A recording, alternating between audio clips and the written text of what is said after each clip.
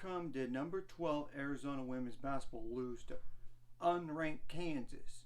I get Kansas at 8-0 now, but to lose by 27 points, and I was even at home in Tucson, Arizona. I don't know what happened. I'm going to break it down to you. First of all, the final score is 77-50. Arizona won the first quarter 17-4. But the rest of the game, Kansas said, we're turning it on.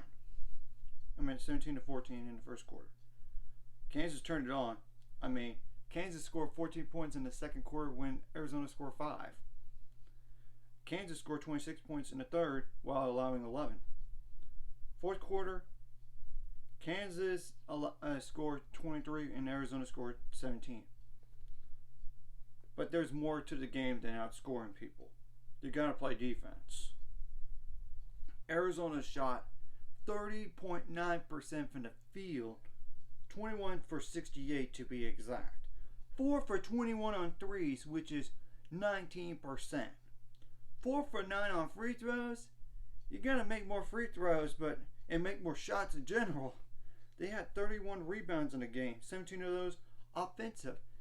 That means by allowing, they only had 14 defensive rebounds. They allowed some offensive rebounds, but I'm gonna get that to Kansas after that.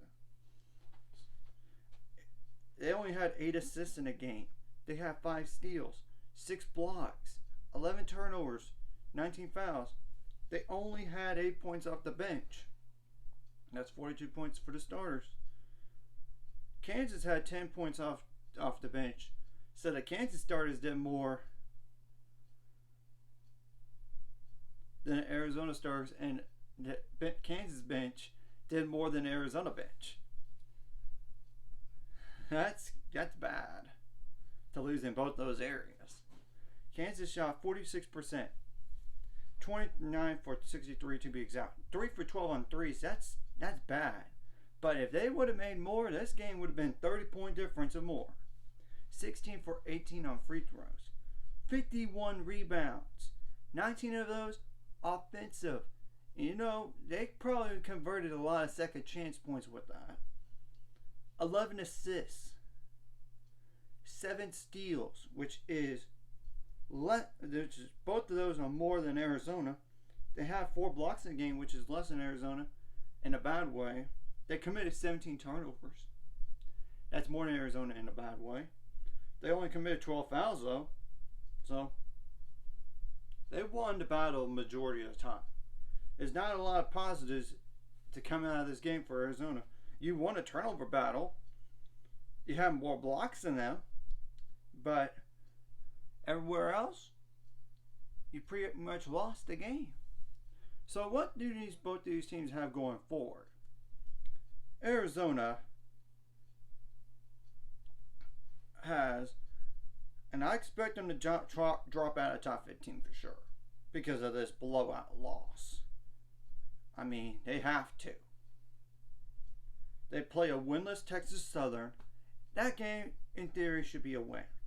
They got the Pac-12 Coast to Coast Challenge in Dallas, Texas, against number 19 Baylor, and Baylor could very well move up because of this loss for Arizona, as well as Michigan, and the Michigan loss as well. And they won handily against UT Arlington too, and that's in American Airlines Arena, which is practically not exactly a home game, but it's pretty close to a home game as you could get. So they got UT Arlington. That game at UT Arlington, that's not a pushover game by any means, so you can't overlook them. They got Arizona State. That's 6-3. That's just named 4 games right there, but one additional game is like 6-2 Cal.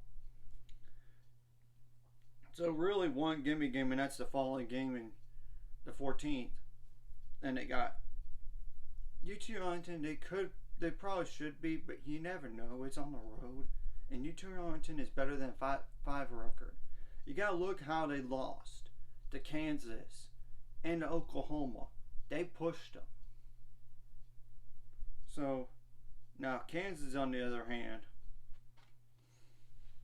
They have 8-1 Wichita State. That's not going to be a gimme game. They got 7-2 Tulsa. That's not necessarily a gimme game. They got a 7-3 Nebraska on the road. That's not a gimme game. And 8-2 Oklahoma State. Granted, some of these records could be deceiving because strength of schedule is bad for all this. I mean, so anyways, if you like this content, like and subscribe and see you guys later. It's going to be 400 subscribers and more by the end of this year, sometime in the future.